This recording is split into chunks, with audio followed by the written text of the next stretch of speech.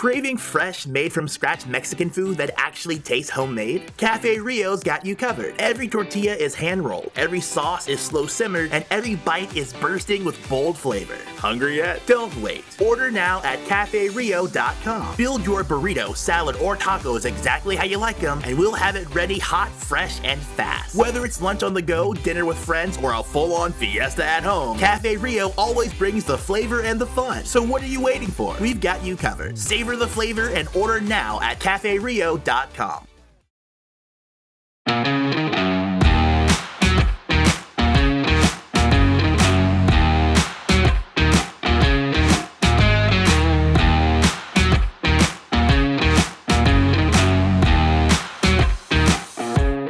You're listening to the Utah Checkdown Podcast.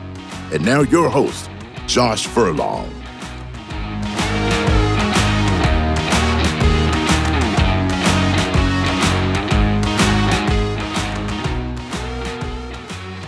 Welcome back to another edition of the Utah Checkdown Podcast. I am Josh Furlong. Happy to be back with you for another week.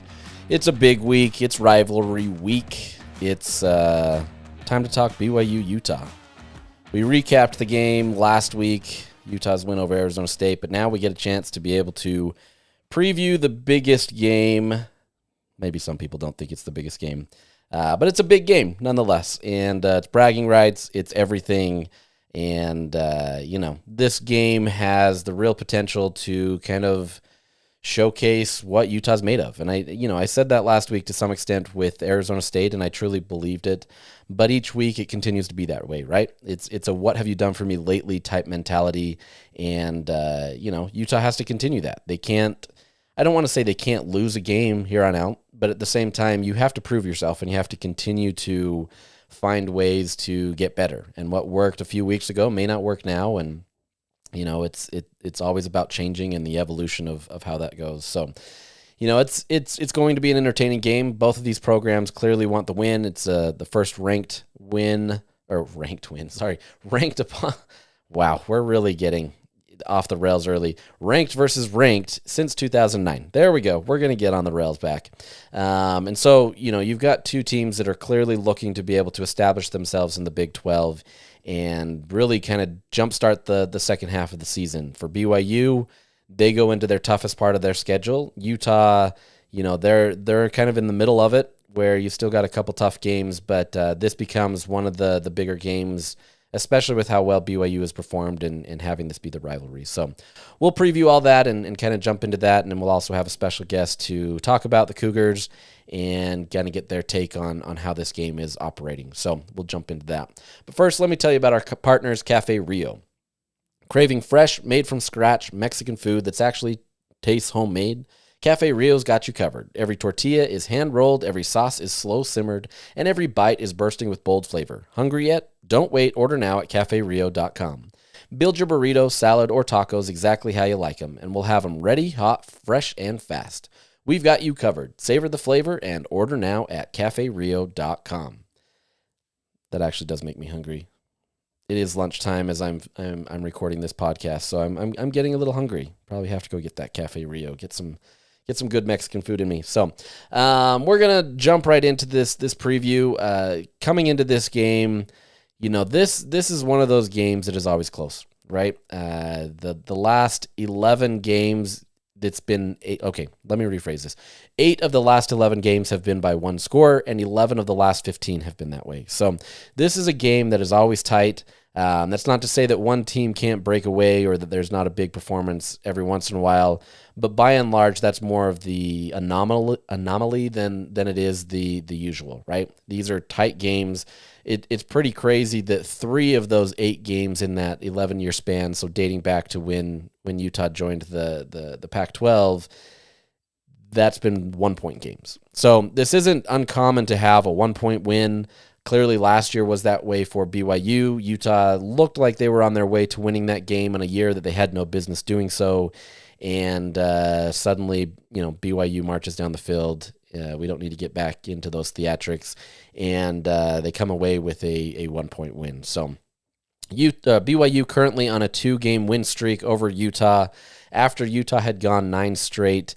And so, there's a bit of a little banter there going back and forth. Is this BYU's era where they go on the run, or does Utah stop this and kind of put things back on track in their views? So we'll see, right? Like, this is one of those games that is going to be really entertaining. You're down at LaVell Edwards Stadium where those BYU fans are going to be raucous and ready to go. The student section is going to fill that area up.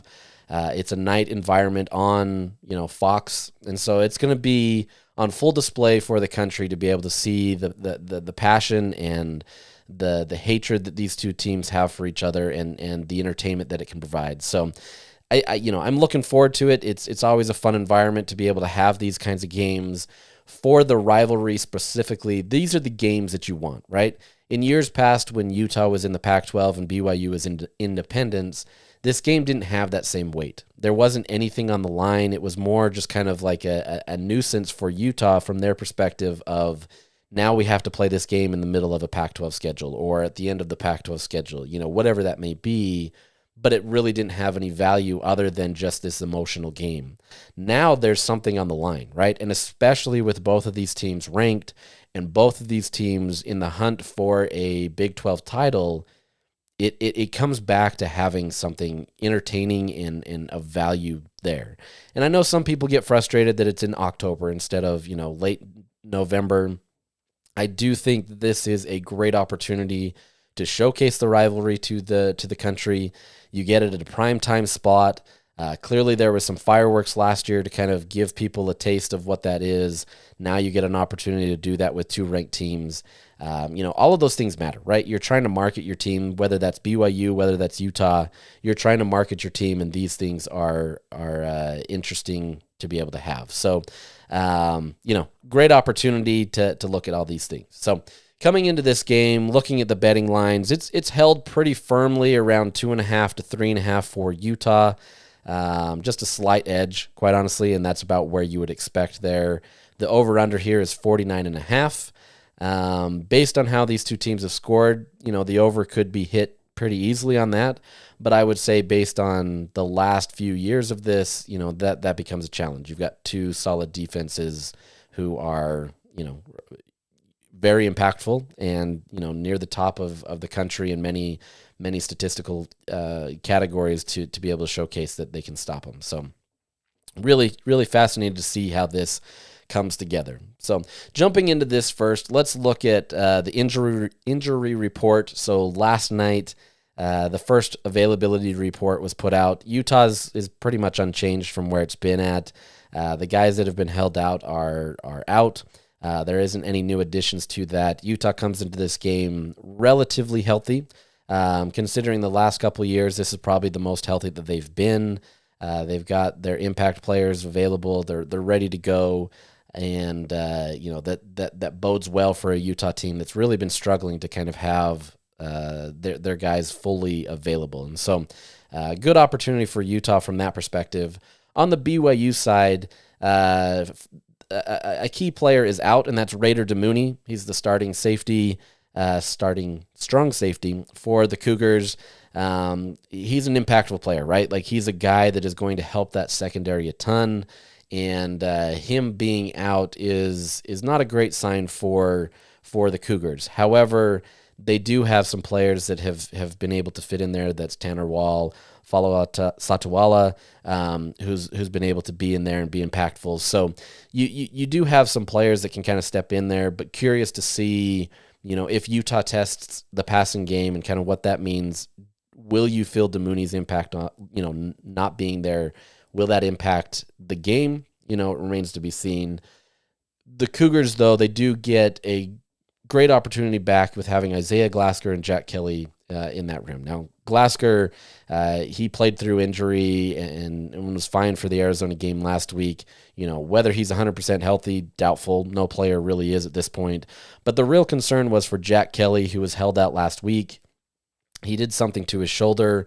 There's never really been any specificity to what actually took place against, what was it, West Virginia? Am I blanking? Am I missing my games right? I don't remember. But either way, a couple weeks ago, he was injured. And, it was always kind of trending to Kelly probably playing for this game. This game obviously means a ton. I don't think BYU is necessarily putting him in harm's way because they're getting him back too early, but it's hard to know, right? It's always one of those situations where he's going to play. And so I think as long as BYU feels like he's ready to go, he's going to be in there. And that was reflected in the availability report last night. So that's a great opportunity for BYU to have their two starting linebackers who are quite honestly just the heartbeat of that defense.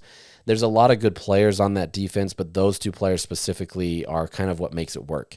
Without one or both of them, it becomes much more difficult to have the success that BYU's had on defense. That's not to say that other guys can't step up, clearly, but those two, you want to go into this game with those two. And so we'll see them. How healthy they are, remains to be seen. But like I said, every player in the country is experiencing some sort of injury to some level or degree. So, that's the nature of it. You're going to go out there and you're ball out and try to beat your rival. So that's how it's going to happen.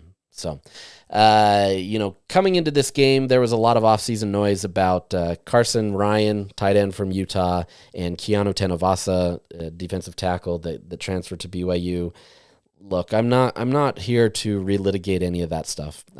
We've gone over a bunch of that over the last few months, and it is what it is. And I think that's just the nature of college football and moving different directions. Clearly, there's been BYU players that haven't felt like they've wanted to play there anymore and have come to Utah, and you're seeing some of them excelling. John Henry Daly is the biggest name right there that I would say is really having a breakout year and has been a great asset for Utah to be able to have him transferring from BYU. Obviously, Logan Fano, big transfer that he's been able to have. There's other players, right? I don't need to list all of them, but there's just a lot of interchange between these two programs.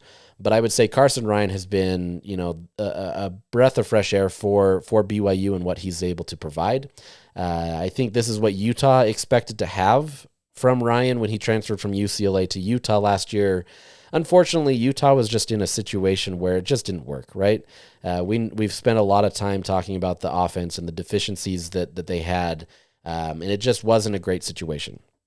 Utah has since changed that, obviously, and they've become one of the most efficient and effective offenses in the country, but it was just not a year that worked for Carson Ryan. And so, had you had him in this offense, he would have excelled, right?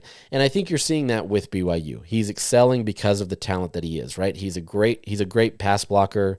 He's great on the line to be able to provide that protection, but he's also been great in the receiving game. And, that's not a surprise to Utah. This isn't like somehow they didn't know how to unlock his potential. It was just they couldn't get him the ball, nor could they get anybody the ball. We've gone over that. You get that.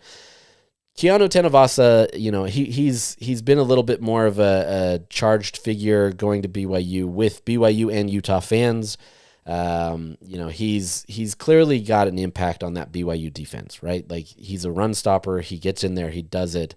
But there's a lot of fans frustrated with it. And I don't know that it's fully merited, simply because, you don't generally focus on a defensive tackle. Now, he's had a few kind of boneheaded plays the last couple weeks where it's been a late hit or it's been a targeting penalty that's really gotten people to understand who he is. But, I don't know that this is one of those situations that you have to pay attention too much to the defensive tackle, okay? So it is what it is. We bring it up simply because these were the biggest names. Clearly, there was a lot of offseason drama with that, and, time has passed, and I think Utah feels very comfortable with what they've got. And so there's no real hard feelings there. But with that said, I would not at all be surprised if Utah comes after him, right? I think if you've gone over there and made such a loud noise and really painted yourself in a box of kind of putting yourself in the opposition, Utah's going to come after that, and they're going to try to do whatever they can to expose him. Now, whether that happens or not remains to be seen, but at the same time, I don't think Utah's going into this game fully just saying, okay, we got to go after Keanu. Like, I don't think that's a smart strategy. Utah's going to go into this game with their basic strategy, understanding what they need to do, but if you can also beat up the guy that left you and said all these different things about Utah, that's a natural part of it. So I definitely think that you're going to have an offensive line that is going to be hungry to go after him and prove that they can take him out and remove him from the game. But at the same time, Utah has to stick to its game plan, right? Like, you can't get too emotional into this and say, you were part of us and you're not anymore. Like, Kyle Whittingham says it all the time. You have to focus on the players that you have. And that's true, right? Like, you can't focus on the guys that leave. It's the same as any business that's in there. You've got to be able to focus on who you have. And if you're always looking over your shoulder or looking at what you could have had or anything, it doesn't really impact you, or it impacts you, but in a way that doesn't help you. So, don't expect that. So look at some of these advanced stats. This has been kind of what I've been doing lately to look at this, and it's been really solid to kind of focus on how this works. So we're going to kind of look a little bit at how these two teams operate, and if you look at the statistics, they're pretty similar. It's not perfect, right? Like, it's not a one-to-one comparison, but there is a lot of similarities in these two teams, especially when you just look at the standard statistics. When you look at the advanced statistics, there's a lot of, there's a little bit more nuance there, and it changes a little bit, and Utah looks like more of a complete team. BYU is still complete-ish, but the defense definitely weighs more heavy than the offense. So, interesting to kind of see this battle and how it'll unfold. Clearly, Utah is in a much better place than they have been, but that doesn't necessarily mean that they're going to win this game. The win probability right now is around 60% for Utah. The odds makers are clearly in Utah's side. The stats are generally pointing to Utah, but that doesn't mean anything in these games, right? Last year, BYU, just based on who they were, was clearly a much better team, and Utah held them, and was able to do what they needed to essentially win that game before they didn't. So, a lot to deal with in this game, a lot to look at. And so just looking at some of the interesting things here. So kind of jumping off of that predicted points added. So this is once again looking at how much value you add to your team based on what is expected where you're at on the field. Both of these teams are basically locked up. One ranks 20th, that's Utah, and BYU ranks 25th. So there's not going to be a lot of an edge there. Even when you look at the defensive side of the ball, BYU ranks 11th and Utah ranks 13th, excuse me. So it's pretty well locked there in terms of points added and kind of what these two teams can do. So, it's pretty even-keeled there. From there, it separates a bit, but it's still pretty marginal. There's not a lot of separation there. Looking at Utah in their success rate, so once again, picking up the yardage that you need on a specific down, half the yardage, whatever that may be. Utah is their success rate is 52.2%, so 9th in the country, whereas BYU's offense is a little bit lower at 47.9 for 29th in the country, but that's still really solid. Both teams are essentially getting what they want in that regard. Now, when you look on the defensive side of the ball, Utah, though, is allowing teams only 34.5%. That ranks 11th in the country, whereas BYU is allowing 37%, which is 24th in the country. So still similar. This is an edge a little bit for Utah on their defensive side of the ball. So on the success rate side, Utah's offense and defense has been better than BYU. And you can say, you can look at strength of schedule, and some people are going to look at that and say, oh, it's, clearly been better for Utah. Their strength of schedule has been so much better. The reality is both of these teams at this point are about even. Utah's obviously played Texas Tech, and they've had maybe a few tougher competitions, Arizona State probably being factored in there. But both of these teams have had tough competition relative to what's out there. That it can be definitely tougher. BYU is going to have a much tougher schedule later in the season. And so, they're not always a one-to-one comparison, but at the same time, both of these teams are pretty similar. In terms of explosiveness, and, we've talked about this many, many times, Utah is just not an explosive team. They're much more methodical in slow, not even slow, but just getting the yardage that they need to when they need to, right? Like if they need to go for a bigger play, they've generally been able to try that and have mostly success with that. But for the most part, this is a team that that hasn't needed to be explosive.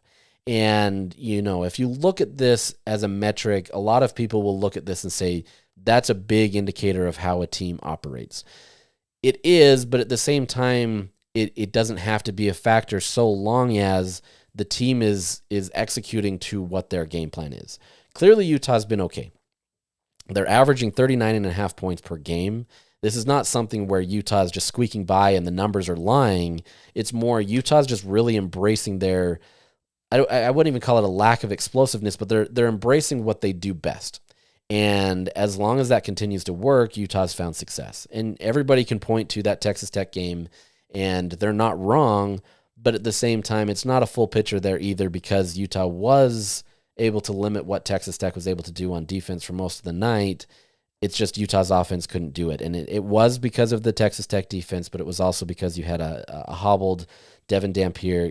Things didn't factor in. So all of these numbers throw in this factor, the schedules and all that kind of stuff. And Utah still, their explosiveness just hasn't been there. They're one of the worst in the country in explosiveness, but at the same time, that doesn't pre-tell how this offense can move the ball, if that makes sense.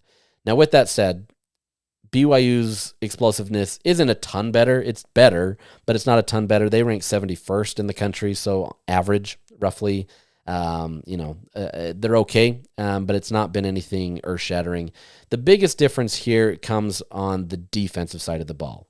BYU's defense has been much more equipped to, I wouldn't even call it equipped, because I don't think that's a fair statement. They've been better to this point in limiting explosive plays.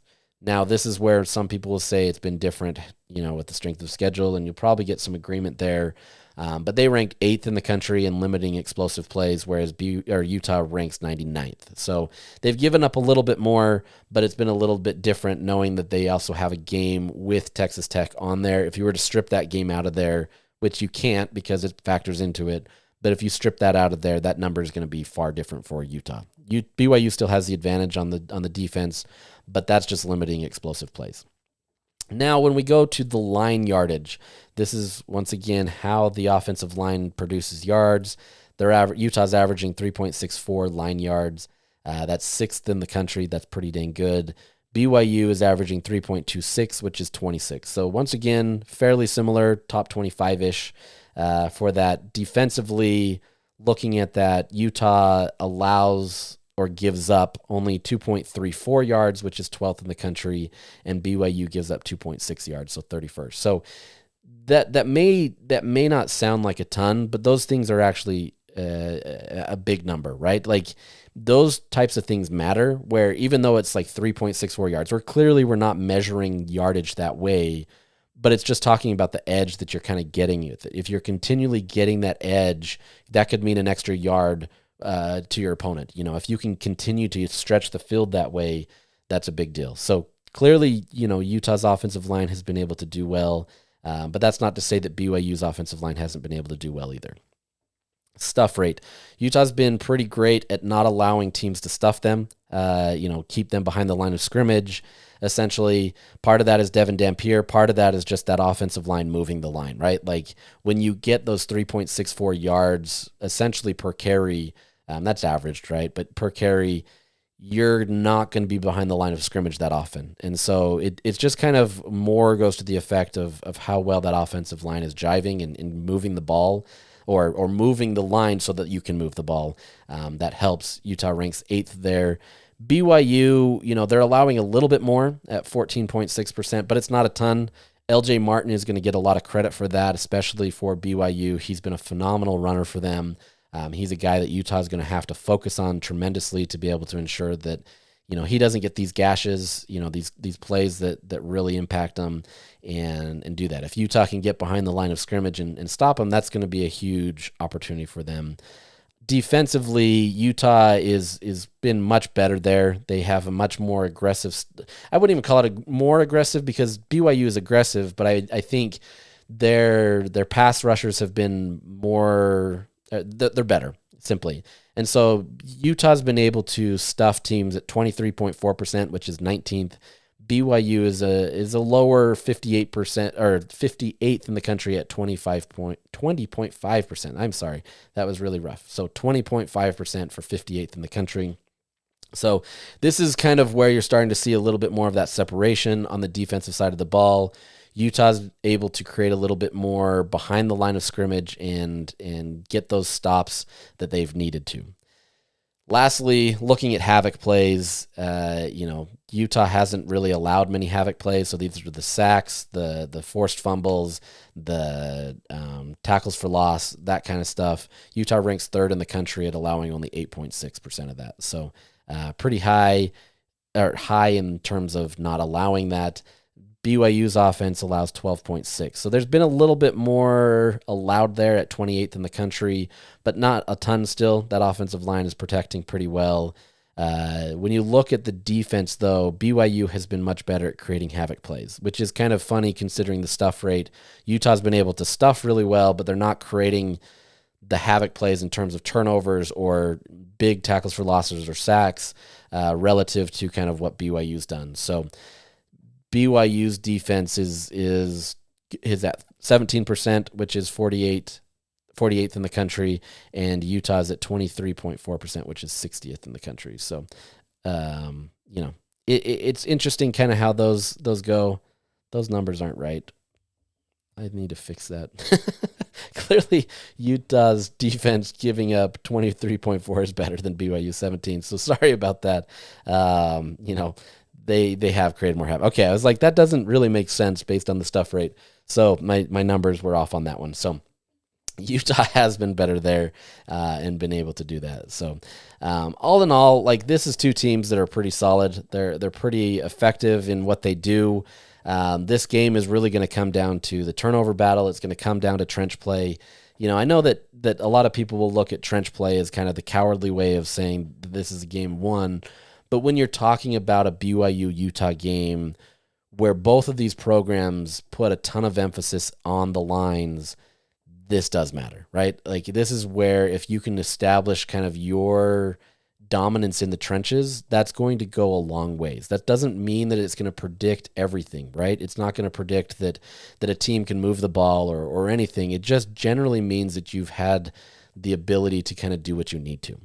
There's other factors on that defense or the offense that have to work, but at the same time, this is kind of where it is, and this is where you kind of establish your aggressiveness and the tone of the game of how you want to play. You can see the difference when, for example, Utah went into that UCLA game. You can even say the Arizona State game because it's very, very similar. They came in aggressive and they won the line of scrimmage. They were, they set the tone there, and that translated a ton into how the offense was able to produce, right? And it was clear that there was no stopping Utah. They knew what they wanted. There was this, drive and focus. Whereas you look at a game, let's say like a Cal Poly or Wyoming, where that attention to detail or the aggressiveness wasn't the same. It wasn't as sharp.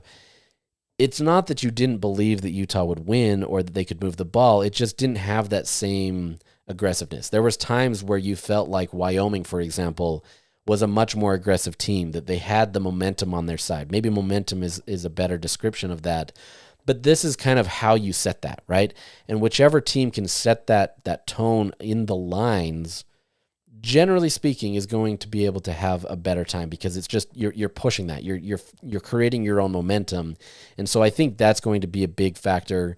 BYU, they've benefited from the turnover margin the last couple of years, which has greatly helped them win the games. That's where Utah has to be crisp, right? Like, you can't allow BYU to get extra possessions, especially if the statistics and the games are close. You can't give the opponent that edge. It applies the same with penalties. If you continue to get penalized more than your opponent, it's not going to go well. So pretty typical, keys to the game, so to speak, for this type of game. But that's really what it comes down to in this. Could one of these teams separate and beat the other by a large margin? I would be doubtful of that. I would say Utah's offense is a little bit more complete, so that would be more of the expectation that it could happen. But this is a one possession game essentially, and you're going to see a lot of closeness to that, barring some team just really just establishing themselves and taking it to them, right? If one of these teams can jump out with a 14-0 lead, that completely changes the game, right? That's not to say that this still couldn't be a one possession game near the end, but that changes how this works. So really fascinated to see how this goes. A lot of talented players on both sides of the ball. I would say BYU isn't as complete of a team as they were last year, but at the same time, they still are. You just have different elements that factor into that, namely Bear Bachmeier at quarterback, true freshman. What does his introduction to the rivalry mean? Utah's traditionally done really well against true freshman quarterbacks, but does that still matter in a game like this? We'll see. Bachmeier has been a little bit more turnover prone the last couple games, which obviously is not a good thing for BYU going into this game. But that's not to say that he can't beat Utah, right? Just because he's a true freshman doesn't mean Utah has the clear advantage here. They also have LJ Martin. They have Chase Roberts. They have Parker Kingston, all of these guys that have been able to do really well for BYU. So it's going to be a tough battle. This will be a fun and entertaining game. I know many people that just want this week to be over with, and I don't blame you. There's a lot riding on this game.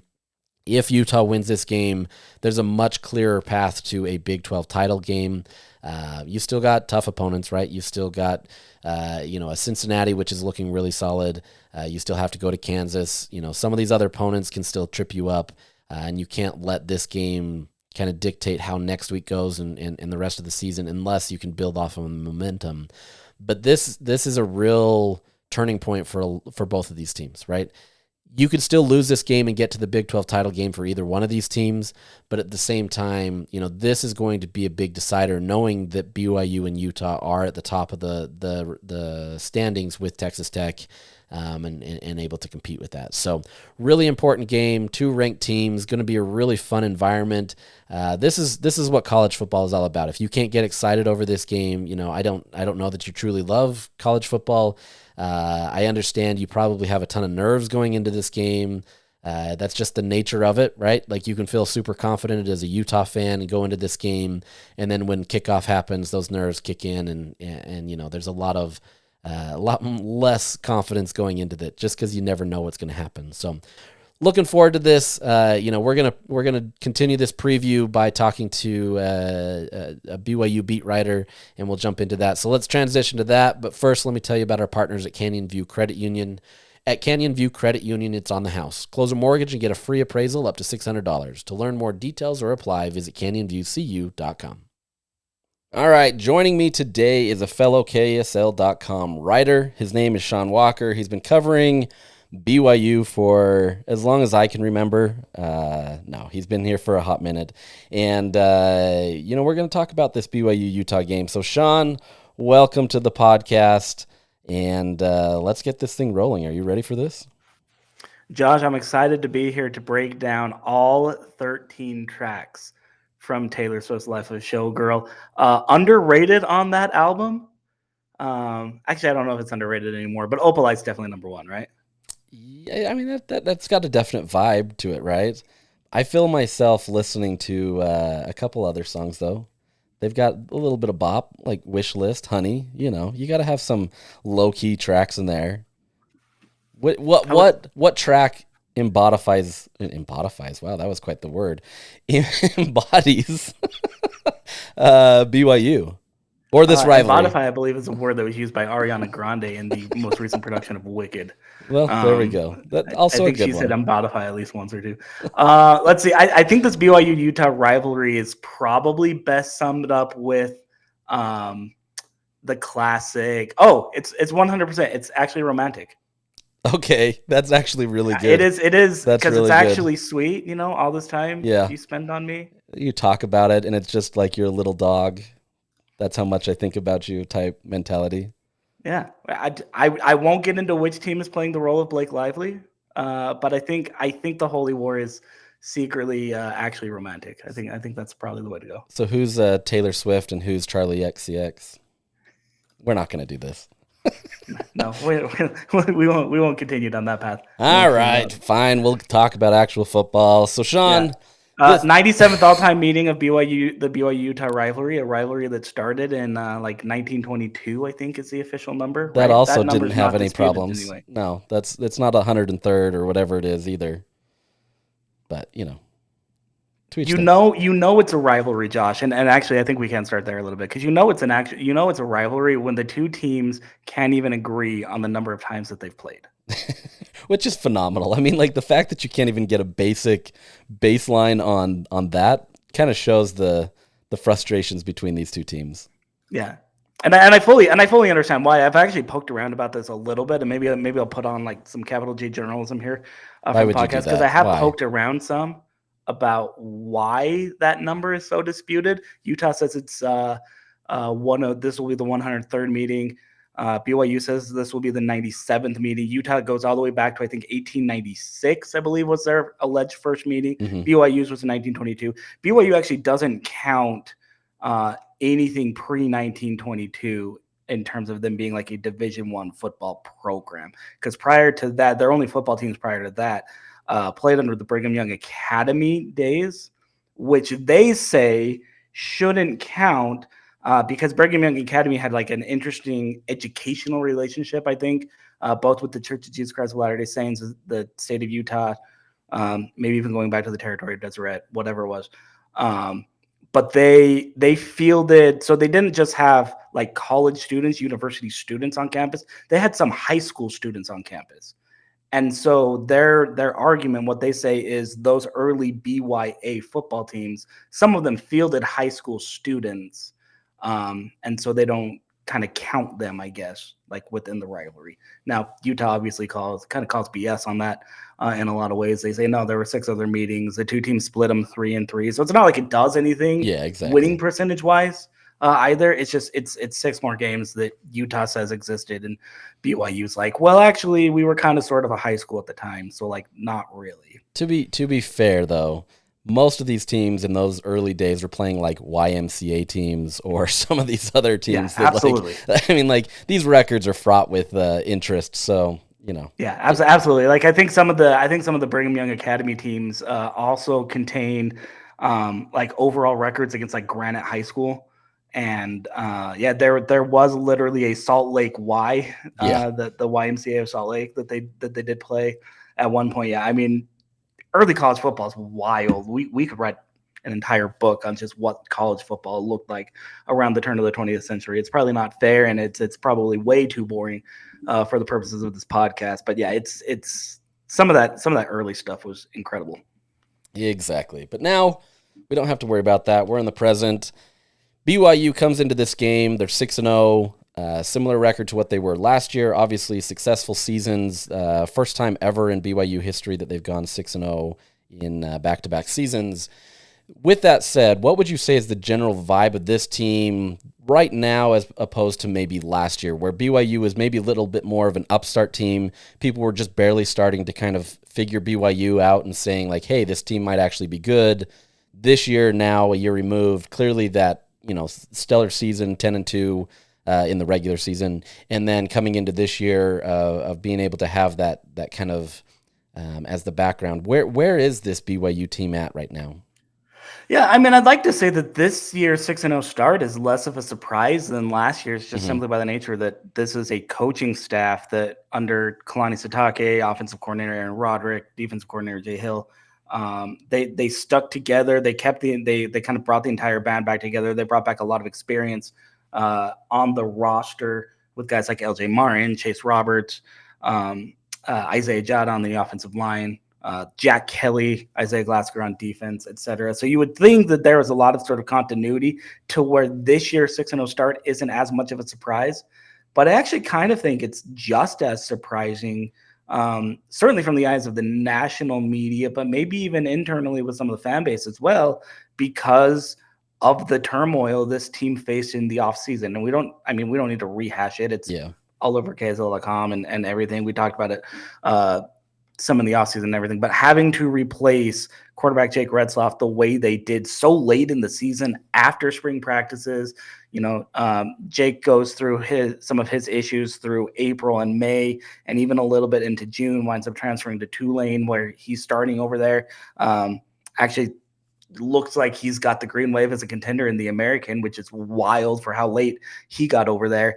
BYU brings in the quarterback that turned out to be his replacement in true freshman Barrett Bogmeyer, who went through all of spring ball at Stanford, didn't get to Provo until like the last days of May, and somehow got in. And within 2 months, he got accustomed to his teammates. He met all the coaches. He learned the entire playbook. He picked up A-Rod's offensive scheme, which is not simple by any means. And like, I'm not pretending like he's a master of every play, like he became a master of every play, but he learned enough to earn the starting job right there.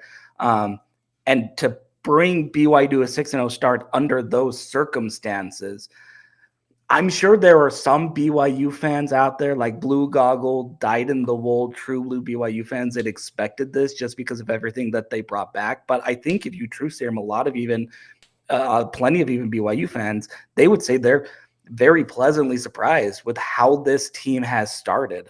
I think, and maybe we can transition here with this a little bit. I think part of the 6-0 start is the schedule that they had in front of them. The front half of the schedule is certainly softer than the back half of the schedule. It's about to get real and real fast, I like to say, with this BYU team. But considering where they started, I mean, literally only 4 or 5 months ago at this point, I think it's pretty remarkable that they are where they are. They've already extended the season. They've clinched bowl eligibility and the like. And to do it with a true freshman quarterback, I think is pretty impressive. Yeah, and that is a good transition to that, where this schedule was always going to be a tale of two seasons, right? Like, you had the first half of the season where on paper you could say that BYU could easily get to 6-0. Now it's not an easy path to get to 6-0, right? Like, I think there was tough games. Clearly Colorado, clearly Arizona. They had to grit it out and be able to get those wins, and you're doing that with the true freshman QB. But at the same time, it was kind of baked in that could be a realistic possibility. Now, this latter half, this becomes the game where everything kind of changes, right? BYU obviously has some great momentum. They're 6-0. They've got 2 wins in this rivalry streak after Utah went 9-0. This becomes a great jumping off point for BYU. And I think, both of these teams have their own respective things where this game can kind of serve as a point. But looking from the BYU perspective, how important of a win would this be to be able to help jumpstart BYU to actually show that they really have a legit shot at a Big 12 title? Yeah, I mean, absolutely massive. Like, not to look ahead, because this is a rivalry game. You never look ahead in a rivalry game. I really don't think anybody on that Provo campus is looking past this game. I don't think anybody in Salt Lake is looking past this game either. Quite frankly, that's what the rivalry is. But for BYU, after this game, you go to Iowa State, to Texas Tech, you're home to TCU, you're at Cincinnati, and then you wrap up with a home game against UCF. Like, that's very different than starting with Portland State and Stanford, a team that might be the worst FCS team in the country and a team that's probably the worst or one of the worst power conference teams in the country right there. Like, it's just, they're so diametrically opposed in a lot of ways. I don't like making a lot of predictions or a lot of projections, but I don't think it's too much to say that expecting 6-0 out of the back half of BYU schedule is not nearly as easy as 6-0 out of the front half of BYU schedule. They're probably going to drop some games. There's probably some losses on here. There might be a loss this weekend against Utah. I mean, they are 3-point underdogs.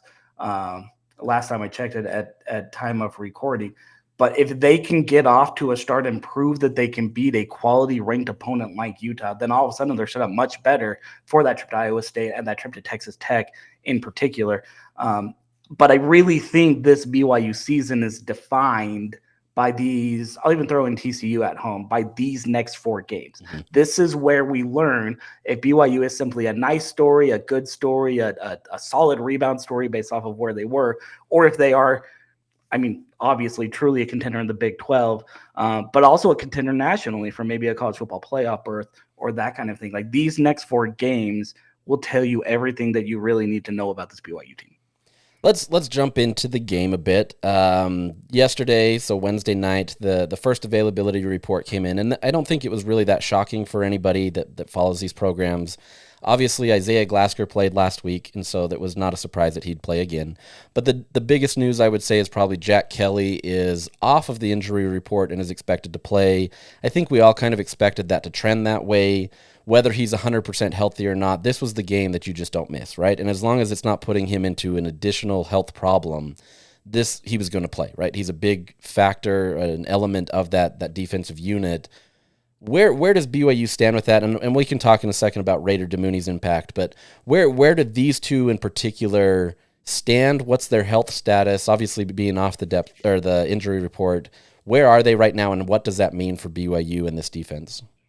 Yeah, Jay Hill actually kind of tipped Jack Kelly's status a little bit before the official availability report came out, so I don't think there was any surprise that he wasn't listed on that availability report. What he did tell us after practice on Wednesday was that Jack is feeling, and I thought it interesting, he used the word that he's feeling a lot better than he did last week. He got hurt against West Virginia. It looked like some sort of a shoulder, upper arm, upper body injury in there. I don't want to diagnose too much because I'm not a medical doctor, contrary to popular belief. You play one on TV though, right? But he came out of that game against West Virginia, didn't finish it.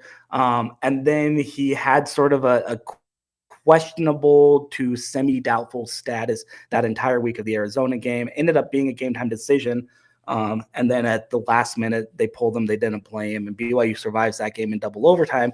I think a big reason why that game went to double overtime was because of the absence of Jack Kelly. But it was very clear that if there's any questionable status with a player of his magnitude, arguably BYU's best defensive player, likely NFL draft pick, he probably could have been drafted in the NFL if he had left after last year, but he came back for one more season, tried to make a run with his guys at BYU. And I think if there was any doubt of, well, maybe you can play against Arizona and maybe it limits you or inhibits you in any way against that rivalry game, it was very clear that this rivalry game was more important to this BYU team, maybe to Jack himself. I'm sure he wanted to play. He wants to play every game probably, but if you probably ask him, if you really true serve him and say, would you rather play on the road in Tucson or would you rather play at home in front of your home fans against your in-state rival, he'd probably tell you Utah's that more important game. And again, this is conjecture. This is speculation. That's what we do here. This is Sports Talk Radio, essentially. But it seems like that was kind of the decision was, do you take a chance against Arizona or do you make sure to have this guy back and fully ready to go against Utah? He's very clearly fully ready. He's not even on the injury report in the least, but he's been practicing full go for the last several days. There are a couple of other guys that we'll get into that aren't in that situation, but I'm expecting basically no restrictions from Jack Kelly when he lines up against the Utes on Saturday night. Let's jump into Raider Damuni, obviously a vital piece to that defense as well. There's obviously, running back depth that has been a bit thin for BYU, and I want to talk about LJ Martin here in a minute, but you don't have a lot of depth in there. You've got also Raider Damuni out. I mean, what's kind of that status, and how does that impact this BYU team? Yeah, it's pretty big. Starting strong safety for most of the season. He's part of a secondary that's among the best in the country in terms of takeaways, in terms of lockdown. He's one of, I'm trying to do the math real quick, 6 guys, I think, on this BYU defense with interceptions. Like Raider Damuni's a big loss, I think, for BYU. He came out in the first half of that Arizona game with what looked like some sort of a core / abdominal / rib injury somewhere in that core section. And I think it's a big one. I think it's slightly mitigated by the fact that I mentioned Raider Damuni is a starting strong safety. Falatal Satuala has been right there as kind of a co-starter, sort of a rotating safety, 3 safeties for 2 positions, if you will, between Satuala, Damuni, and Tanner Wall, the starting free safety back there. So I think that's probably the easiest sort of like for like that you can make with BYU. Like, you don't want to lose a guy like Raider, the experience that he is. But Faletau Satuala has been coming on really well in the last couple of weeks. He's quietly been one of BYU's best defensive players, according to Pro Football Focus and PFF College. I think last week against Arizona, I believe he graded out as their top defensive player, as their number one defensive player by PFF. He was either number one or number two off the top of my head. And so, like, a loss of somebody like Raider Damuni, like, it's not good. It's never good. It certainly impacts your depth, but I think it's maybe a little bit more manageable and a little bit more sustainable because of the way Satuala's been playing, certainly for the last couple of weeks, and in particular last week on the road at Arizona. Let's transition to Bear Bachmeier, obviously the true freshman quarterback. You mentioned him earlier, so this isn't a secret. Everybody knows who this guy is, and I think you can look at this season as being very successful already for him, right? I mean, it's not easy for a true freshman to come in and have a stellar season. You know, looking at what Utah did last year with Isaac Wilson, I had to do a lot of research on what a true freshman's kind of standard season is as a true freshman, and for the most part it just doesn't bode well for these guys. Like, they're just not easy. That doesn't mean that they can't have individual successes, but it's not easy. Now, Bear has been able to show out and be able to have a great opportunity. Maybe some of that's a little bit of the schedule of them being able to kind of ramp him up, and I think that's probably been the best opportunity for BYU Utah. But how would you say Bear has come along? Because clearly the last 2 weeks, there's been a few more freshman mistakes, but he's still producing at a high level. Where's he at, and what BYU hopes is his progression, and how is Aaron Roderick kind of unlocking some potential with him? Yeah, and he's kind of doing it by degrees in a lot of ways, because I say he jumped right in and he learned the playbook. Again, like, I don't think Bear immediately, like, unlocked 110% of that playbook. I don't think he was connecting at, like, every single level, like on this super deep, like, even maybe intellectual level in some ways. But he's a really smart player. He graduated early and got into Stanford initially. That's where he signed. That's where he enrolled. He was on track to potentially be the starter there before they fired Troy Taylor and kind of sent his career in a different direction in a lot of ways. And I bring that up only not only to say, like, what Stanford is and where they are and kind of where their football program is, but just the fact that academically he was there on that level at a place like a Stanford tells you just how intelligent, mentally, emotionally, physically mature in a lot of ways Bear Bachmeier really is. Like, he's Kalani said it last week after the Arizona game, where he said, you know, it's 6 games in, 6 starts in, 6-0 into his freshman campaign. It's probably time we maybe stop referring to Bear Bachmeier as a true freshman. Like, that doesn't mean he's not going to be a freshman the rest of the year. That doesn't mean he's incapable of making freshman mistakes. That's still entirely possible, but he's not playing like a true freshman at the very least. He's got a lot of time, a lot of experience. He's got, you know, sort of 2 mini seasons under his belt, if you count the first half of this year and then that spring campaign as well. Something I thought was really interesting that yeah, you're right, Josh. Like, it's not normal for a true freshman to come in and do some of the stuff that Bear Bachmeier is doing, short of having like a Trevor Lawrence type talent. What he was able to do from the get-go at Clemson. And, you know, you see national guys maybe jump up like that all of the time, but it's easy, even with some of those big national stories, for these freshmen or first-time starters to fall off. Like, look no further than one Manning, Arch over at Texas and what he's doing. Bryce Underwood is even struggling some at Michigan. Like freshmen and first-time starters, just they have issues.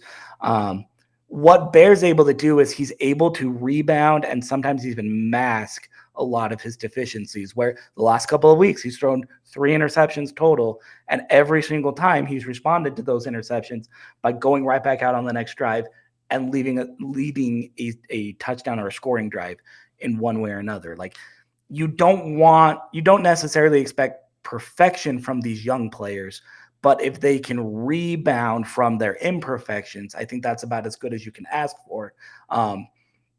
If you want a number that I think is really important, 90 total points is the number that Bear Bachmeier has accounted for in his first 6 collegiate starts. That's both with his feet and his arm. He's a true dual threat quarterback. That ranks number 30 nationally in terms of scoring by a non-kicker, by an actual field player. So he's a top 30 quarterback in terms of scoring. Again, he's not perfect. He's thrown a couple of picks. He no longer has that X number of passes that he's thrown without an interception. I think he started 4 games without a pick, that kind of thing. So he's not perfect in any way, in any ways, but he's been very good, and he's been able to bounce back from these imperfections, which I think speaks as much to his character as anything else. Bear has obviously been one of the biggest assets for that offense, and for good reason, right? Quarterback is always going to get that. But a guy that, he's not being underlooked by any means. Like, people definitely recognize who he is, but that's LJ Martin. Every single year that he's been at BYU, he's continually ramped up, and this year he's having a phenomenal season. One of the best running backs in the Big 12 in the country. I mean, he's done exactly what you want him to do. What has allowed LJ to kind of be where he is today, and how does this offense change if a team like Utah can stop the run? Yeah, if you ask LJ and any of his coaches, it's health. He's been able to stay healthy for the first 6 games of his career. He's fully healthy for the first 6 games of his career for the first time since the freshman out of El Paso stepped foot in Provo 3 years ago. 4 of his 6 games so far, he's topped the century mark. That included a career high 162 last week against Arizona. He's scoring touchdowns. He's finding the end zone. He's doing everything that Aaron Roderick and running backs coach Harvey Unga want him to do. And maybe most importantly, both of those guys will point out, is he's a much better blocker than he was his first 2 years. He's able to stay on the field even when he doesn't get the ball, being kind of that lead blocker for Bachmeier. He's able to get downfield and kind of open up and take on some extra blocking responsibilities in the passing game. He's doing a lot of those little things that maybe don't get tracked on the stat sheet, that a lot of fans maybe don't notice, but he's doing a lot of those little things to just prove that he can be an every down type of player. And I don't say every down as in like BYU's running it through him every down, although they're coming pretty close. He touched the ball 25 times, I think, against Arizona, right? He's getting a ton of carries and a very heavy workload. But even when they're not specifically going to him, they can't really keep him off of the field because of those other things that he's able to do in the blocking game and in the downfield game that I think is just as important as what he's doing rushing-wise, which, by the way, is also really good. He's around 600 yards. He's close to 600 yards through 6 games, which is pretty close to all you can ask out of your lead tailback. Over the offseason, there was a lot of drama with some of the Utah players that transferred to BYU. Obviously, one of them being the highest, and I don't want to relitigate all this stuff. I don't really care. But you do have a guy in Carson Ryan who comes in as a tight end, clearly didn't have the production that he was hoping for at Utah. There's a lot of reasons why for that, but there was clearly talent there. You also have Keanu Tenavasa, who was a starting defensive tackle for Utah, transfers to BYU. A lot of drama filled with that one. These two have been kind of different players for BYU. Carson Ryan, I would say, has probably unlocked a lot of his potential there, and he's done really well and been great for BYU that over the last few years, quite honestly, just hasn't done a ton with the tight end position, and he's really been effective there. Keanu, has been a little bit more absent, I would say, and fans, you can see a little frustrated. That happens, right? Like, not every game is going to be perfect for a defensive tackle. Where are these two players right now, and how have they kind of impacted this BYU team?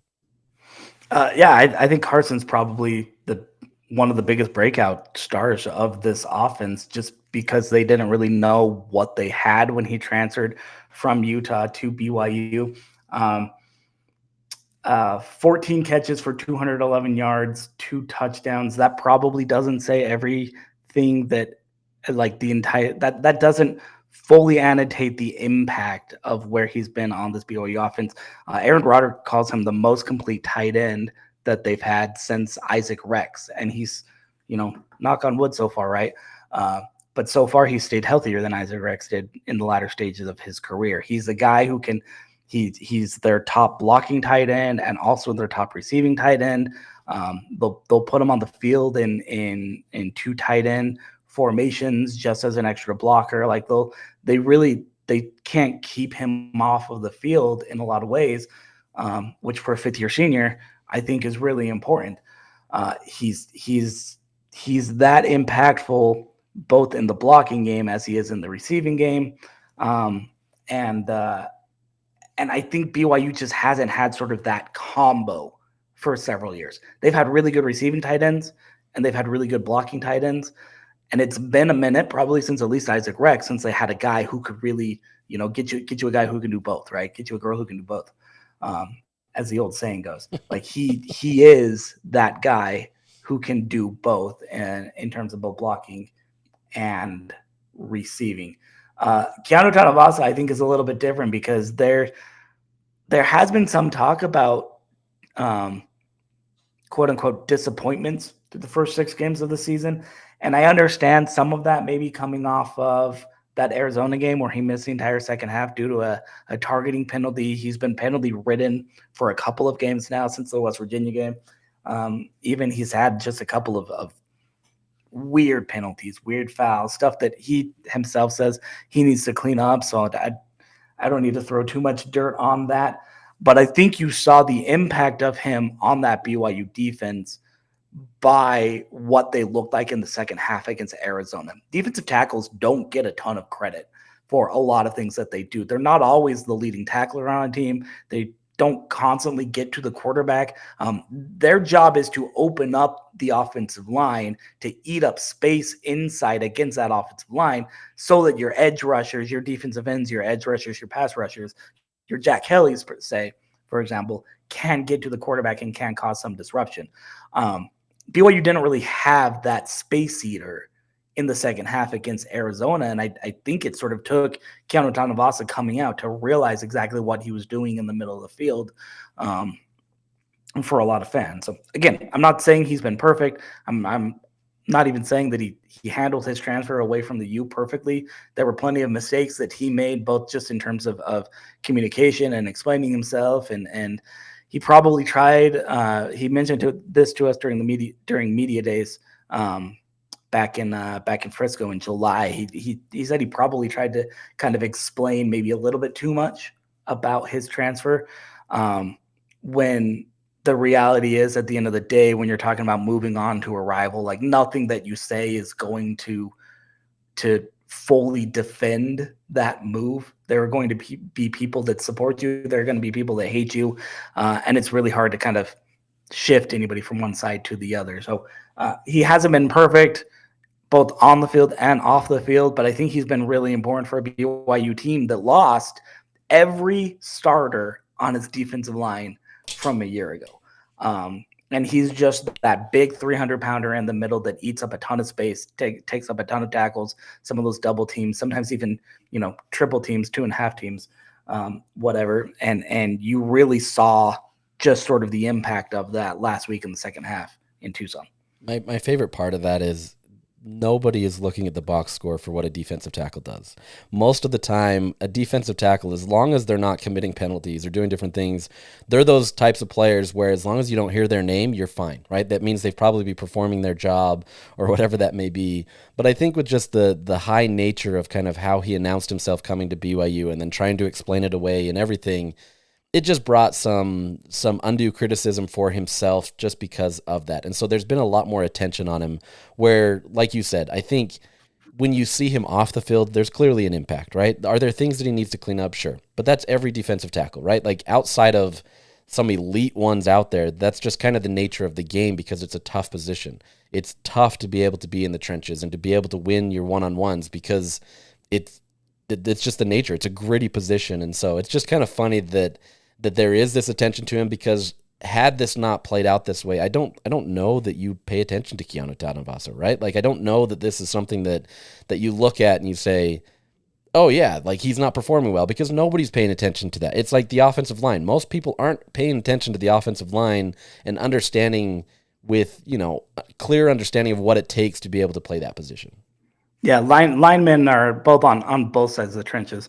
Linemen are probably the most under respected position in the entire game, because you never really notice them until they actually screw up, until they commit a penalty and that kind of thing. The less you're talking about them, most of the time, the better. There are some exceptions, and I know, media is getting a little bit more advanced, where there are people that are noticing the offensive line or the defensive line. And if you ask a defensive-minded coach, which both of these programs are led by very defensive-minded coaches, Kyle Whittingham and Kalani Sitake, they'll tell you that a good interior D lineman, a good nose tackle, a good defensive tackle is kind of the basis of your entire system. Like, that is the foundation that you kind of build your entire system on. And if you take away that foundation, everything else just sort of starts to implode around it. You need sort of that pillar in the middle, that 300-pounder in the middle, to say, hey, I'm not going to give up my ground. I'm not going to move my ground. In order for all of the other pieces to work. Kalani likes to talk about everybody, especially defensively, doing their 111th and not doing more than their 111th. And I don't think anybody's 11th is necessarily bigger than the next person, but I think you'd be harder to find a more foundational 11th than that interior defensive lineman on the defensive side of the ball. Absolutely agree. All right, last question for you before we get you out. I don't like to ask for predictions for my guests. I don't think that's as fun. So I'm going to ask you a different side of that, even though it's kind of a prediction. Let's be real. How does BYU lose this game? I think win or lose for both sides. Like, this is a rivalry series that, if you were to take one thing away from this game, take this to Vegas, bet the mortgage. Actually, don't bet the mortgage. Don't bet the mortgage on this game, please. Because that would be a really, really bad idea. Yes. But the most likely outcome of this game is a one possession game. Mm-hmm. I think it's something like 13 of the last 15 games have been decided by a score or less. Like, this is always a single digit game. This is always one possession more often than not. Even when one team gets out to a big lead, I'm thinking of like that 2015 Las Vegas Bowl. One team gets out to a big lead, it still winds up being a one possession game in one way or another. So that being said, in one possession games, the biggest differentiator between teams is turnovers. If you win the turnover battle, more often than not, you come out ahead in these types of games, because they are so tightly contested. BYU for the last two games has lost the turnover battle. And that's something that's a little bit concerning. Like, Aaron Roderick even brought it up the other day when we were talking to him after practice. Like, it's one game against West Virginia, you could probably explain away, jitters, freshman mistakes, whatever it is. Back-to-back games, it's a little bit concerning when you're giving the ball away and your defense isn't forcing more turnovers than what you're able to give it away. So I think that's probably the number one stat that I'll point to, and I think it applies to both BYU and Utah equally, is that turnover battle. How do both Devin Dampier for Utah and Bear Bachmeier for BYU, respectively, how do they manage their own the turnovers on the offensive side of the ball? And then what can the defense do in terms of taking away the football from the other offense? I think that's where this game is won. It's really easy to spout cliches like the game is won in the trenches or stopping the run or that kind of thing. I think those things can be true, but I think turnovers are number one. It's who takes care of the football the best, and then what defense is able to best capitalize off of their own turnovers or their own takeaways as well. And I think, if I'm not mistaken, that the last 2 years, the 2 years that BYU has won, they haven't committed a turnover, and Utah has. And so I think you're absolutely spot on that this becomes a major component of the game. So, all right, Sean, appreciate your time. Thank you so much. Let everybody know where they can find you if they want to follow you for BYU stuff or to have that takes and kind of what you're working on. Yeah, check it out at Rock and Royal Pod on YouTube. That's where I just kind of dump everything after practices, after games. There's some analysis. We talk more than just football over there. Basketball season starting. I've even got a part-time contributor doing some women's soccer coverage for Jen Rockwood's program on that side. It's also on Instagram at Rock and Royal Pod as well. If they want to give that a shout, give that a follow. Awesome. Thank you so much, man. All right, we thank Sean for coming on the podcast and talking about BYU. As has been mentioned, this is going to be a tight game, or at least it's expected to be a tight game. It should be a fun environment. It should be a great opportunity to be able to see two competitive teams that are just at the top of their game right now, and that's what you want in this rivalry. You want to be able to have two top dogs going after each other and trying to see who can get the edge and take that next step to being able to be at the top of the Big 12 food chain. So really looking forward to this game. Obviously, it'll be a lot of fun. If you're going to the game, stay safe. Be respectful, I'll say, to the opponent. It's always better that way. We don't need people getting in fights or anything that way. You can still hate each other, right? Like you can still hate that and do that and banter. But let's keep it civil a little bit and have some fun. It's a great opportunity to be able to see two competitive teams and it happens in your backyard. So with that, we'll sign out and we'll come back next week and see how this all shook out. So with that, we'll sign off. Have a great weekend and good luck to whichever team you're rooting for.